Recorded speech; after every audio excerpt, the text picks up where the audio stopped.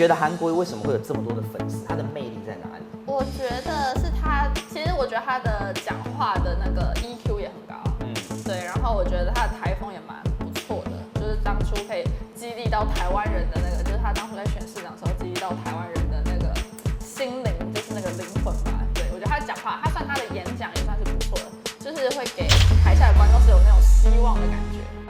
其实我觉得每个出来的艺人啊，或者政治人物，我觉得他们还蛮厉害的，就是他们可以去承受这些负面的评价，非常乐于给人家自嘲。对，他可以让人家嘲笑他。像奥巴马也是。大家好，韩导来了，然后就哇，就觉得确实风度我用很高。屁眼等一下呢，请你要蒙上我们的这个眼罩。格纹眼罩。那你蒙上它之后，好，我会一杯一杯拿给你喝。好，今天惩罚是什么？今天惩罚这个整罐吗？拿出来，一口气，一口气，一鼓作气。他没有演哦，他也不要累了，他流眼泪了。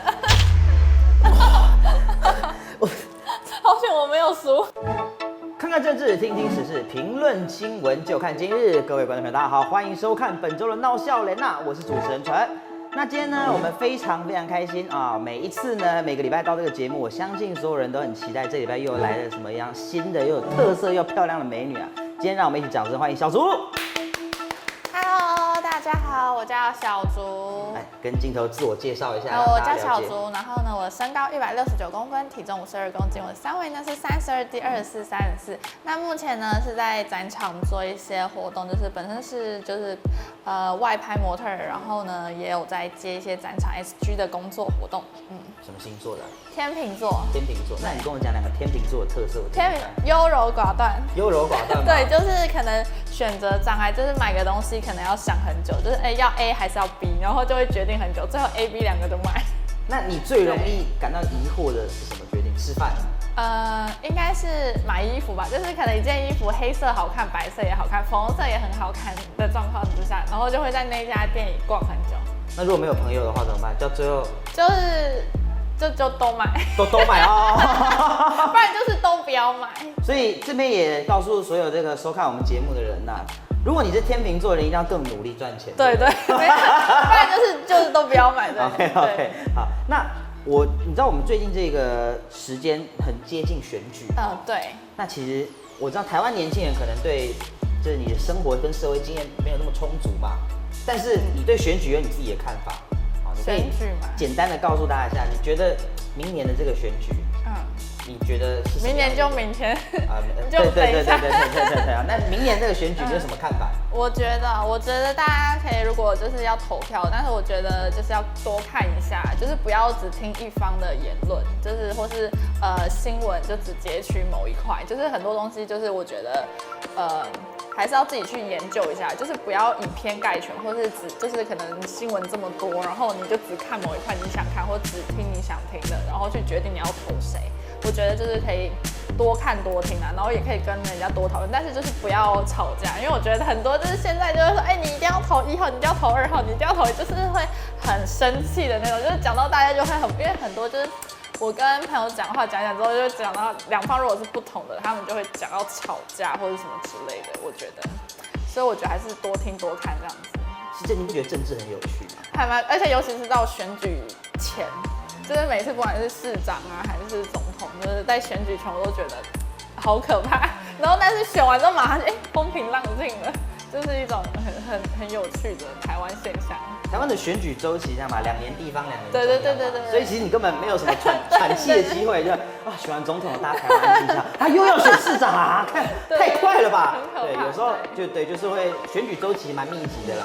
所以还是你也呼吁说，年轻人除了要掌握自己手上这一票之外，也要多看多听，去比较一下哈。那大家听一下小竹的呼吁，对，明年年轻人也是要自己有自己的决定。对，没错。那我们首先呢，就来进到我们今天的第一个环节，笑脸脸小妹跨下面。那第一次来我们节目上，对不对？我们每一次请的这个女来宾都是漂亮有想法，但是又新鲜，让观众朋友有感受到那种洋溢的那种恋爱的初气氛。所以呢，这么新的情况下，你一定不知道我们节目有这个环节哈。对。要转盘，这边有6个主题，来，你可以头稍微前进一点没有关系。好，有什么生活、社会、地方、政治、校园这些有的没有的，你觉得你对哪一个话题你最有信心？哪一个话题哦？信心是要讲得好，就是不要讲好，就你可能我觉得我对这个娱乐很有想法，我平常有在追星，或者说政治我愤青，我看到政治我就火大。应该算是对政治比较有了解哦。对，因为真的太多身旁的人都在讨论政治的。OK， 好，那就祝福你能转到政治。我们节目有一个长红的收视啊，来手放上来。我们很多女来宾都会犯一个错误，什么错误？转的不够大力，就有些人就这样这样不算哦，所以我们一定要大力一点，用力给它转，展现你最海派的那一面。来，帮我转一下，请来。你会转到的类型是，校园。好，校园可以，校园也不错，是校园好，来，工作人员是校园吗？算校园，政治嘛。OK， 好，没关系。经由大家的评论是政治，我们是很公正的一个地方。好 ，OK 哈。那首先呢，我要告诉你政治，我们这个本周的第一条政治是这个韩国瑜跟网红合体。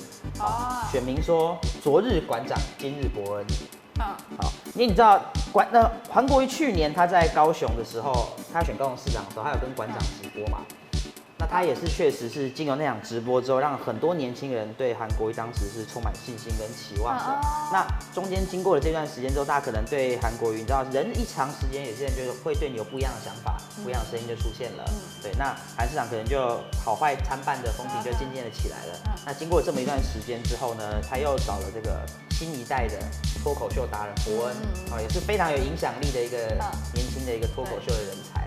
那他跟他合作了之后呢，他这个影片在截至我们录影之前，已经到了500多万的点阅率了，500多万，差不多1周出头500多万，是非常可怕的。我也希望我有一天有特别看到500万这么可观的数字哈，这样很多。对，那到500万这个数字呢，就让网友觉得说，好像这个效果很好，发酵的很彻底，所以才会说昨日馆长，今日伯恩。那我想稍微请教你一下哈，你觉得伯恩跟馆长？你有常看伯恩的节目吗？有，大奶维维。那你对伯恩的印象是什么？我觉得能讲脱口秀的这个表演者都非常厉害，因为他们就是自己一个人在台上一直讲，然后下面就会哄堂大笑，然后笑声一片上。我就觉得他们的那种 EQ 很高，就是可以把一些很多他们想就是注入他们的观点，然后他们可以把它变得很好笑这样子，所以我觉得还蛮棒的。因为其实我以前也有去类似做过那种小小的段子，我没像伯恩那么厉害，可能这么长的时间，我可能讲个5分钟的段子。你知道做脱口秀最尴尬的是什么吗？就是大家不笑。对，就是我讲完之后，我埋一个梗，然后这样，然后很冷的，就没有人要理我，就感觉就好像没有 get 到那个。太尴尬，尴尬最危险。不过像蔡哥那样也不错。蔡哥就尴尬到一个程度的。自己告诉他，我就尴尬怎样，也是一个效果嘛。也不错，也不错。对。那你觉得韩国瑜为什么会有这么多的粉丝？他的魅力在哪里？我觉得是他，其实我觉得他的讲话的那个 EQ 也很高。对，然后我觉得他的台风也蛮不错的，就是当初可以激励到台湾人的那个，就是他当初在选市长的时候激励到台湾人的那个心灵，就是那个灵魂吧。对，我觉得他讲话，他的演讲也算是不错的，就是会给台下的观众是有那种希望的感觉。口才魅力，对，口才魅力以及台风的那个算稳度吧。对。那如果我们就是不谈可能韩市长他的一些政策啊，或者是韩市长他可能有一些大家对他行为有一些指教啦，我们不做评论。但如果单论他讲话的时候，对，你觉得你听起来你是觉得很有魅力吗？对，我觉得他是会振奋人心，然后我觉得算是知道观众想听什么。对，我觉得这蛮重要。对，知道观众想听到的东西是什么。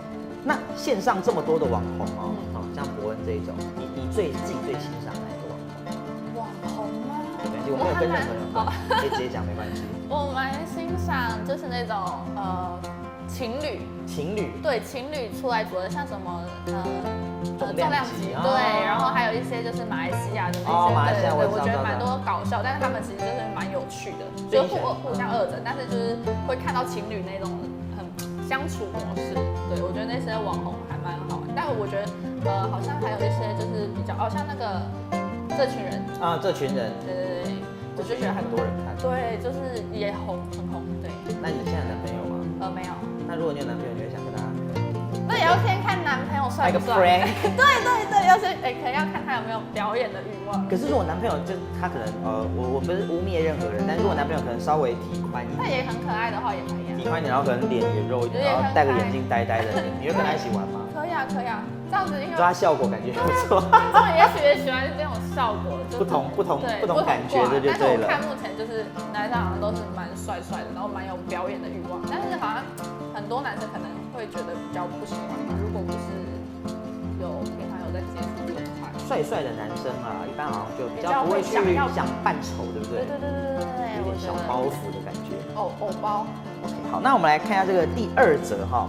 第二则是这个也是韩国瑜市长，没办法，因为韩市长就是我们这样评下来，韩市长的这个新闻的热度就是这么高，对，我们也没办法哈。那韩市长他前阵子就是有去弄一个这个公益拍卖的活动，还有一个钢铁韩粉的夹克，哦，就这边有个 H 那一件，啊，除了现场有拍卖之外，就是公定价1件2000多块的拍卖之外，那他还有另外在做竞标的，有几件在竞标，那这个钱他是全部捐给高雄的这个小儿脑麻的基金会这样子，所以有一件，好，倒数2件嘛，倒数第2件是编号2020，那一件卖出了80万。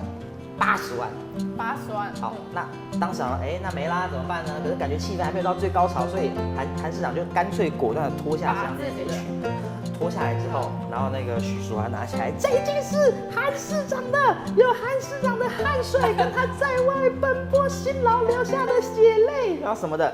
那下面很多那个台下有一些因为韩粉的年纪都比较长一些，对，看到就很激愤呐，说哇是原味的耶，外套，哇，然后结果最后就有一个高雄的，听说是退休教师一个妇人啦，有我知道，对，那他就以100万的价格，好把这件外套留走了。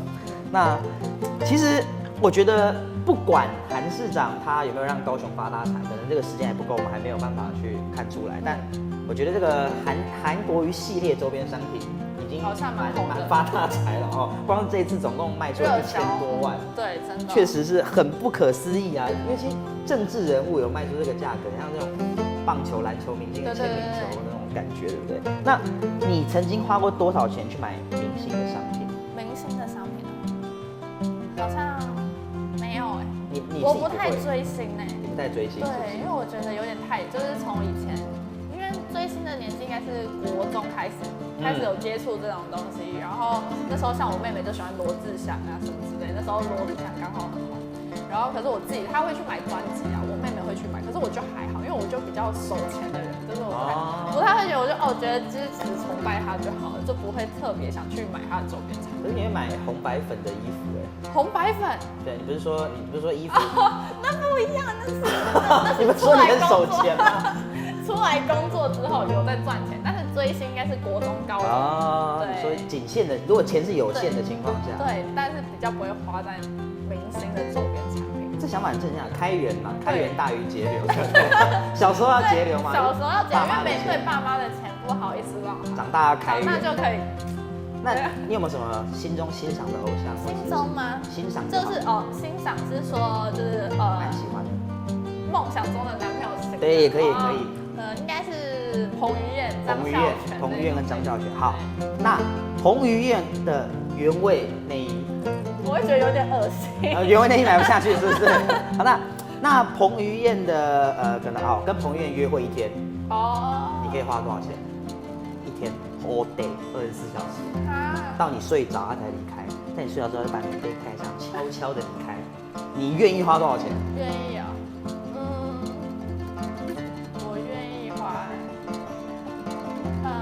1万块，1万块是不是？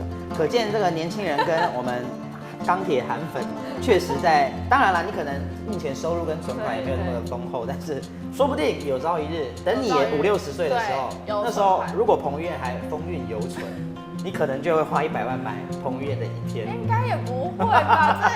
这100万可以做很多事情。那如果你有100万，你要做什么？这个可能会出国旅游啊，多看看世界，然后增广见闻。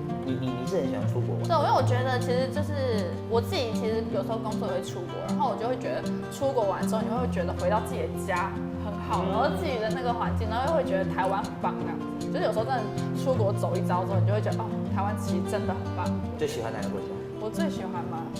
如果是购物的话，就是日本、韩国。然后如果喜欢拍一些风景的话，我觉得完美系列。对，完美系列可能就是要往欧洲去，可是那太贵了，所以目前还没有去什么法国啊、希腊啊之类的。但未来会希望多开源啊，对，多开源，多开源，少买一点黑色、白色跟粉色的。OK， 好，那个再来这一则新闻哈，是宋楚瑜说他羡慕韩国瑜。怎么说呢？因为他说虽然韩国瑜说他自己很多被黑，可能他的负面新闻蛮多的。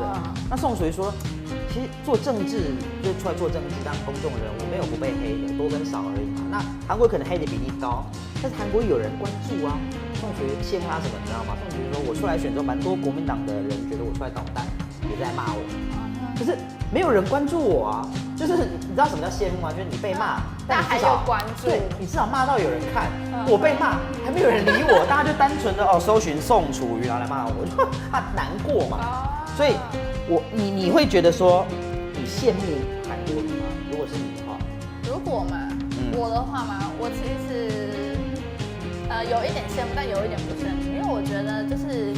其实大家都会觉得讲话或是一些就是讲话伤人啊，或是留言伤人，就是他们可能会觉得没什么。就是现在不是很常会讲说一些键盘后面的酸民啊，或对很可怕。因为其实我觉得一直被攻击，就是你说叫自己不要选，因为我自己其实也有在经营我的就是网络对社群这样子。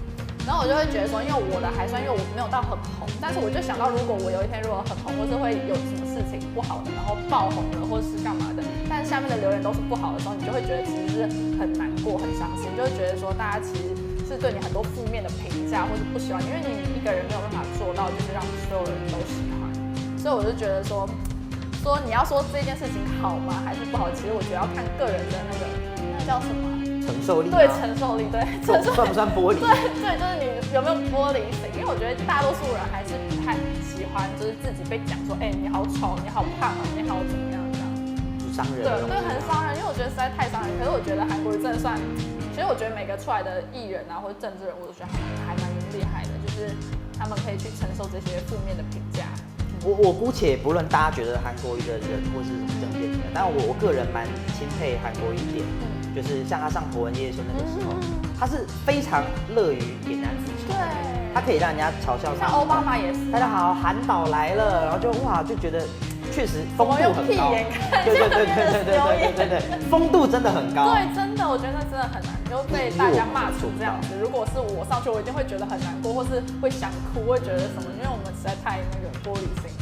所以你有想过说哪一天有负面新闻让你哭？我应该不太愿意。你不愿意？因为我觉得那个承受的那个，就是因为大家会觉得我讲一句话又没什么，然后他们也不懂那个感觉，所以他们就一直疯狂的留言酸别人，我就觉得不行。所以你还是想要慢慢一步一步经营，可能是靠漂亮或是机会来比较正面的红，比较正面的正向的。那你平常有在看什么类型的媒体？跟汽车还是美妆的？美妆的会看，然后就是一些娱乐的。娱乐美妆的比较多，对，女生嘛，女生就喜欢看。那你从这边，你会不会希望有一天自己会登上这个版面，登上自己喜欢的这个版面？还好，就还好，是不是？对，就也不会特别想啊，就是就一般这样子。因为以前传统电视在网外面出来电，传统电视以前在100多台了，100多台。那其实100多台听起来好像很多，但其实大家能用的资源跟时间就是有限。对。那当现在有这么多的网络媒体，成千上万，大家如果矛头都不要说矛头啦，大家都在报道韩国瑜的时候，所以韩国瑜那个声量是非常可怕的，可怕真的。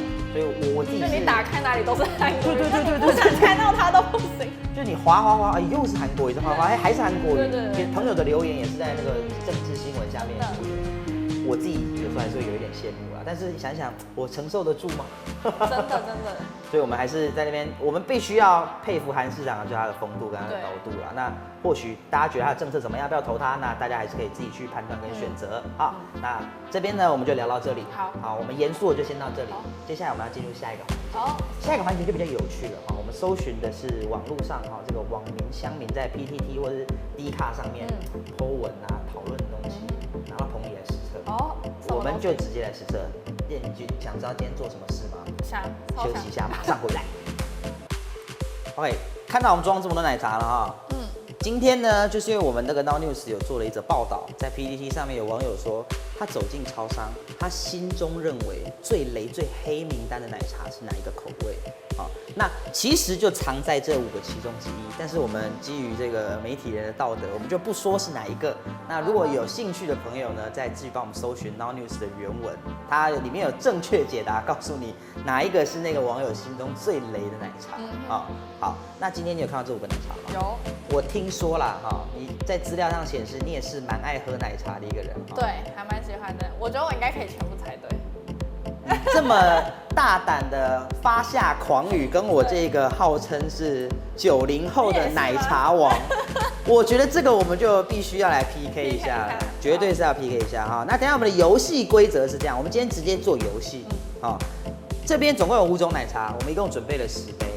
等一下呢，请你要蒙上我们的这个眼罩，格纹眼罩。那你蒙上它之后，我会一杯一杯拿给你喝。好，我5杯都拿给你，然后等都放回来之后，我请你把眼罩脱下来，再告诉我第1杯是，第2杯是，第3杯是。我要直接记就对。对，还考验你一点记性。好，那依序大家都可以看得到，这个是阿奶茶，这个是丽奶茶，这个是无奶茶这个是无奶茶的另一种口味这个是最经典的麦奶茶。好，大家都看到了。来，那这边就请你把眼罩戴上，随便戴，你遮住眼睛就好了，没关系。我们重点只是请你不要看。好，看得见吗？看不见。确定。好，那现在我们第1杯要来了哈。那现在重复一下，我们那个规则是不要拿重复的，好不好？好，你不能连续拿2次，你不要连续拿5次一样的口味，想要弄我。可以。我这边我是很公正的一个男性啊。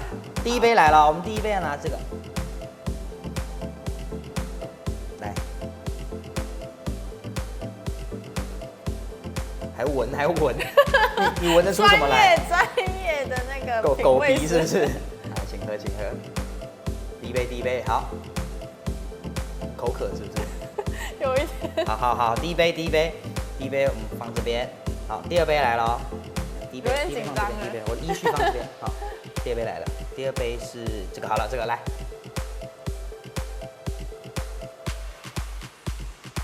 我看你是什么奶茶达人啊？记起来了。OK。第3杯，来，你手要伸出来，我怎么递给你？你要放在腿上是不是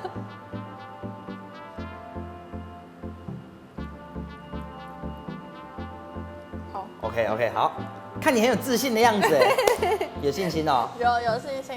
来，第4杯。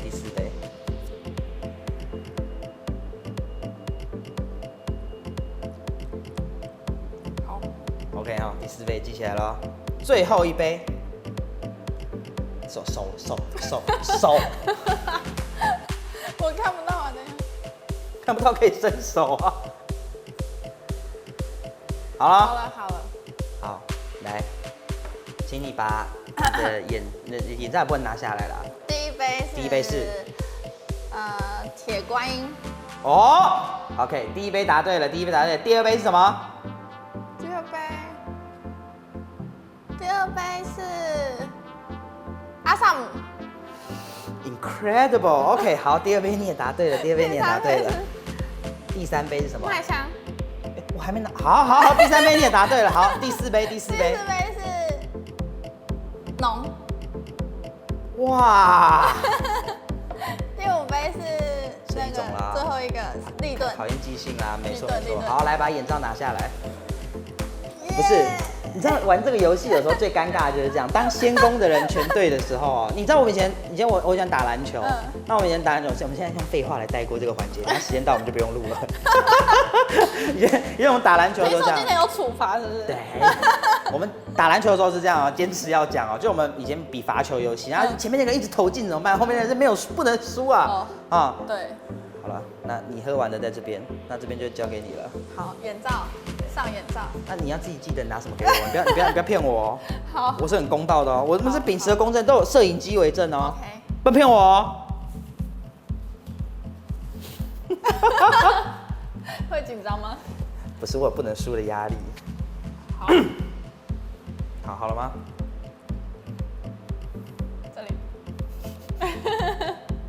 戴眼罩完之后比较紧张，有吗？好，好了，是我要顺便记起来，顺便记起来。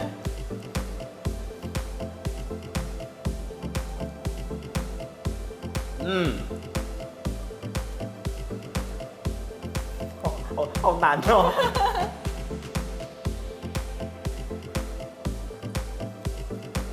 哦，这个好像厉害。我告诉你，奶茶的甜味、奶味、茶味的比例，在我脑中已经是一个公式了。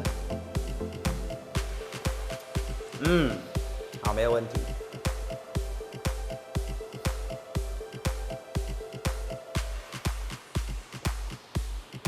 好，第一杯是这个浓的，第二杯是铁观音，对。第三杯是，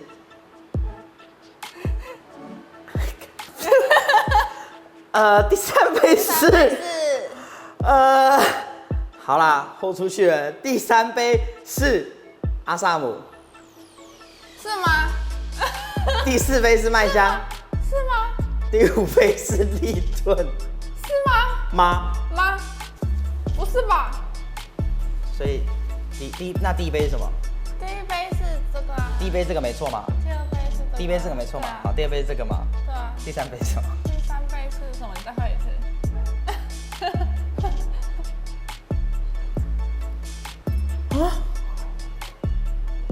我刚刚说阿萨姆吗？对啊。这是立顿呢。这是立顿吧？那接下来下一个是麦香吗？麦香没错嘛？对啊。对，是麦香。所以我这两个喝错了，是不是？对，很像吗？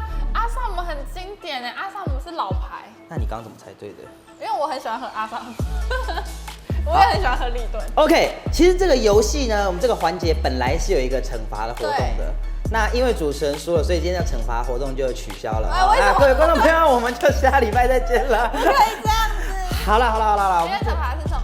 今天惩罚这个，整罐吗？拿出来，不是1分钟，不是整罐，1分钟内。你知道呢？我们刚刚喝了奶茶，那其实奶茶对身体就会什么胆结石，比较没有那么好，对，比较没有那么健康。那我们可能要喝一点苦茶来均衡一下 ，balance 一下身体的营养。我闻闻看。好了，很苦吗？这个是苦的吗？好，你先闻看。我闻看。蛮苦，蛮像青草茶。那来，你帮我倒。好，倒满。大好倒满。去。哎，好了。大好倒满，整杯。来，我们给镜头看一下。大好倒满。这个。不是，我跟你讲，真的。蛮多的。你知道我以前就是做综艺节目的时候，我们都用苦茶。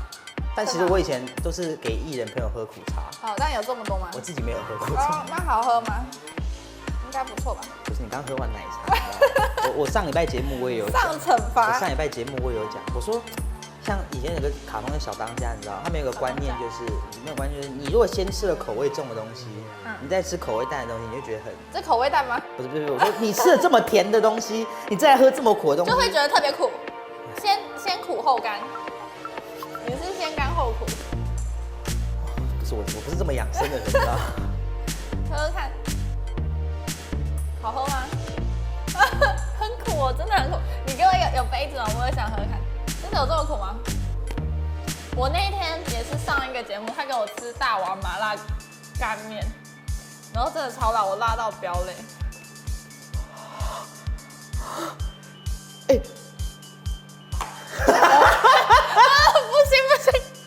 不行。好恶心啊！你觉得这个然后我问你，然后你给我们节目一个建议，下次要玩苦的还是辣的？你自己也吃过辣的吗？我觉得两个都可以一起来。你觉得两个都很刺激是不是？就是我跟你说，你就先给他吃辣的，因为他已经辣到不行了，然后把水都收掉，然后给他苦茶，超苦。下次如果你又输了，你就会这样子。跟各位朋友提倡一下，苦茶呢确实是蛮传统的，对身体不错的一个好喝的东西，但不好喝的东西。好喝。好啦，我跟你讲，我是一个男子汉，真的不好喝真的不好。我是一个男子汉，可是我真的喝不完。一口气，一鼓作气。有吗？有吗？有刚完吗？哦，不行了。哎、真的不好喝，真的不好喝，大家真的不好喝。他没有演哦，他还飙泪了，他流眼泪了。好险我没有输。喝苦茶跟喝很辛苦哦。喝苦茶跟喝酒一样，就是喝那种很烈的酒。你知道，就是你如果没有一口气，我刚刚一小小口就喉咙有一点不舒服。我没有。你觉得这样了？今天我们在节目上聊的相谈甚欢，对不对？对。这边就剩1/3杯了，好，我让你配着奶茶一起把它喝掉。我不要。喝看嘛。我不要，我刚刚真的倒了一点点喝。你有没有玩过黑暗饮料？就是全部乱沾，然后隔天肚子痛。我觉得还是不要了，我觉得你把苦茶喝完。没，那我试试看。我被拉肚子啊！加油！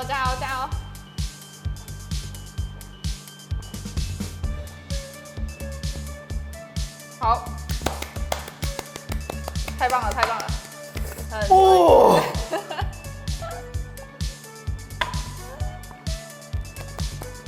太厉害了！总而言之呢，我们还是把这个游戏也玩完了哈。那你觉得哪一个最好喝？我自己是这样认为啦哈。我老实说，我最喜欢喝的是这个，我喜欢茶味重一点的。好，那其他的这个厂牌都是蛮经典的，那其实这个系列是蛮新的啦，这2个系列是比较新的。那你自己最经典，你觉得哪个是？我最常买的应该就是立顿，我蛮常买立顿。那其实这个都是原味啦，好，那立顿跟阿萨姆他们还是有多出一些很多新的口味，很多不同的口味。那以前我还是要讲一下，你知道以前军中最经典就是阿萨姆吗？对不对？因为它的贩卖机都是卖各种阿萨姆，投10块钱。但是便利商店可能还没有卖那么多。那个以前有很多阿萨姆很特别的口味，我觉得都蛮好喝的啦。苹果什么？青苹果。对，青苹果奶、苹果奶茶什么，对，所以其实奶茶在所有台湾人的生活中，我现在是很重要的回忆啦哈。就有些人早餐也会买，一定要喝一杯，然后去拉肚子。对，经典不败的传说，很奇怪哈，这些明明也都是奶茶，为什么这些喝都不会？早餐店要喝早餐店的，早餐店不知道有添加什么魔法。好，那我在那边也跟大家呼吁哈，喝了这个苦茶之后，我才了解世界上的每一个饮料都是这么的珍贵又美味。也希望大家以后食物就算是饮料也都不要浪费哈，那也尽量就是多体会一下台湾的这个奶茶，台湾的口味哈，台湾著名的台湾之光。好，那今天我们节目呢就先录到这里啦，我们就再喝一杯好了。你说你吗？对啊，你说你要再喝一杯？我想要让大家永远不要那么多啦，我想让大家永远记得我。所以各位观众朋友，他喝快半罐。我们本周闹笑人就到这边啦啊！如果你喜欢小竹的话呢，也可以去搜寻一下小竹的直播，还有他的 IG 跟粉专，那也记得多多订阅跟收看我们的闹笑人。我们下礼拜再见，拜拜。